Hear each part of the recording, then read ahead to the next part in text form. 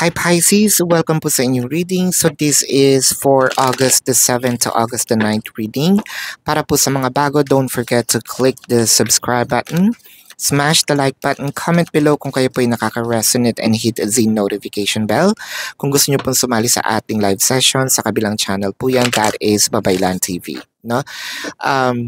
Kung hindi nyo po maabutan yung ating live sessions, dito po sa comment section, pwede naman kayo magtanong as long as the question po is answerable by yes or no. No? I want you to know, Pisces, that this is a general reading. You may resonate with the entire reading or you may resonate with some bits and pieces of the reading. Take what's only yours. Kung hinahanap nyo po ang X-Files, ito po yung segment dito sa ating channel about excess. Nilipat ko po siya sa Facebook para po hindi po nagkakagulo, no? Para hindi po nag-aaway-away dito sa YouTube. Ayan. So let's start. Pisces. Marami kang gustong sabihin, i-express, pero hindi mo alam kung paano. I think that these are bottled emotions and I feel like siguro unsure ka din, no? Kung sasabihin ko ba to, makakasakit ba ako ng damdamin, or kung hindi ko to sasabihin, ako ang masasaktan. So probably you're actually looking for a sign whether or not you're gonna confess an emotion, you're gonna confide or share these feelings of yours, kung ibubuka mo ba yung bibig mo, when is the right time, for me to say all these things, no? Kasi parang sa'yo, hindi mo alam, ang dami-daming nangyayari, hindi mo alam kung ano uunahin, saan tayo magsisimula, hindi rin natin alam kung sino at ano ang dapat nating kausapin, no? Saang department ba yan, no? Should I confide to my parents? Should I tell it to my husband, to my person, to my wife, no? Kung sa partner natin, no? Or to our friends. One thing's for sure, parang sasabog itong puso mo and you're looking for, sabihin nating help. We're looking for an avenue, an outlet, no, where we can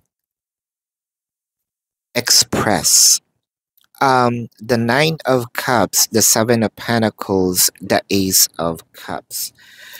What you wanted in here, I think that meron tayong inaantay na mangyari, especially when it comes to your connection. I think that we are waiting for our person to love us the same way as we're loving them.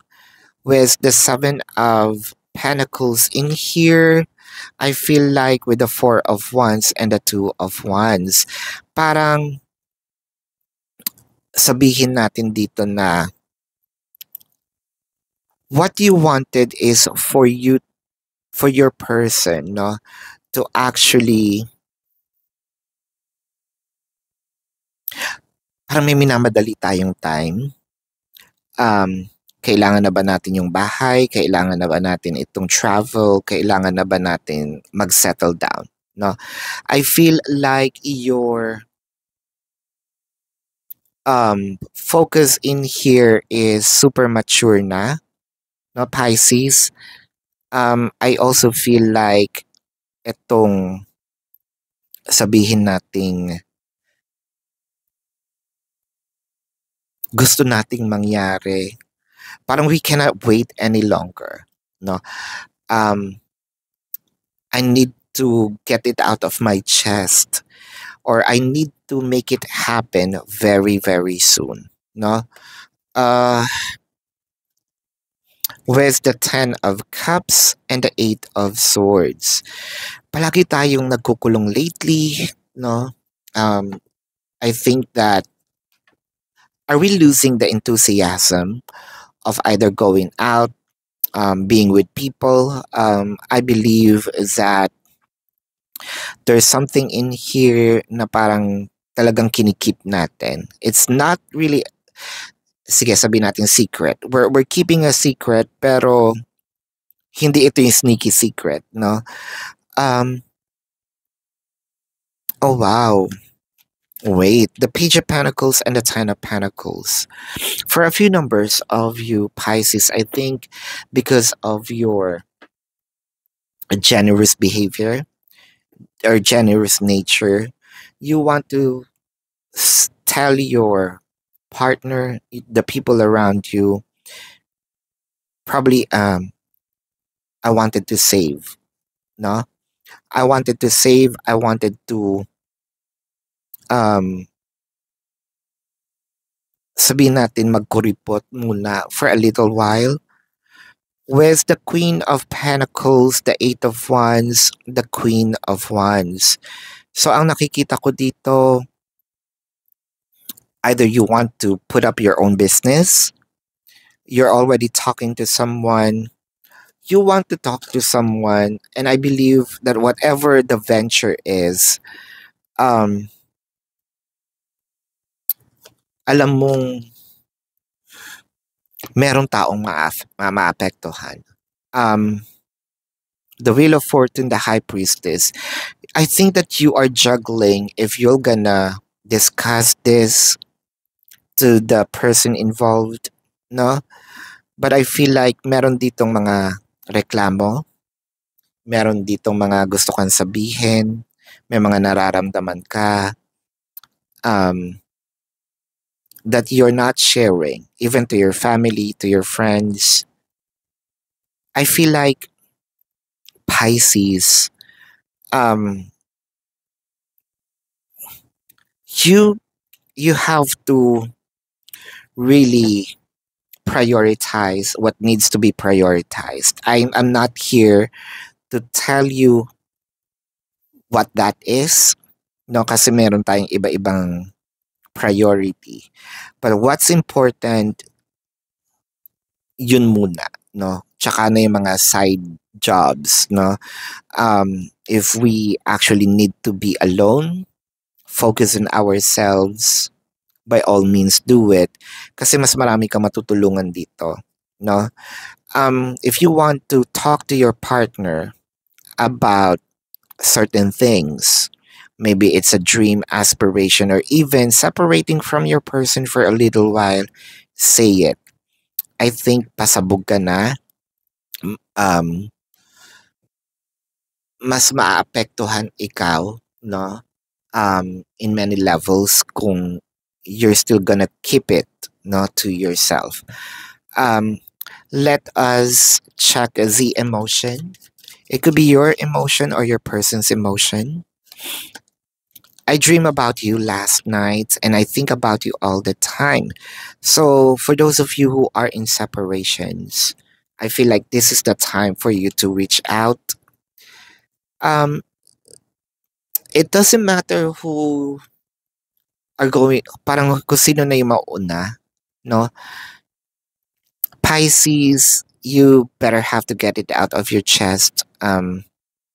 If you need to tell your person that you're missing them, by all means, no? I'm seeing progressions kasi kalaban mo yung sarili mo dito if hindi mo pa rin isasambulat, no, itong nararamdaman mo. Let's check the zodiac sign of your person. This could be their sun sign or a placement in their chart. I am seeing Leo, Taurus, Pisces,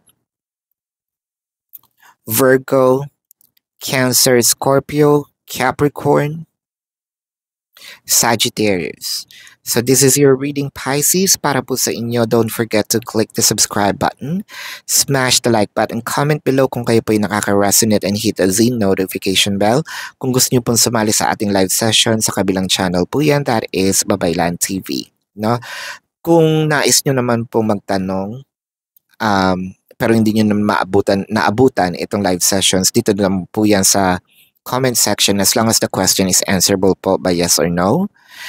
And kilalang-kilala niyo yung sarili ninyo. Alam niyo kung hindi kayo masa-satisfy sa yes or no na sagot lang, no? Meron po akong link sa description box. Click the link, you're gonna be routed to my website. Nasa pinakababa po na doon yung question form, no? Pwede po kayo doon magtanong. Nandun po yung information, ibaba nyo pa yung how much per question, QR code, the name for your reference. I also created a 4 questions plus 1. So take advantage of it. If you want to book a private reading, nandun din po siya sa description box. No? Tuloy pa rin po ang ating manhunt. So nakalist na rin po ang mga fake accounts. Report it, take a screenshot, and then send it to the designated email para po dun po ako pipili ng winner ng ating free personal reading. When I say it's free of charge. Kung hinahanap niyo po ang X-Files, readings about X's, dun po yan sa description box. Sa Facebook na po.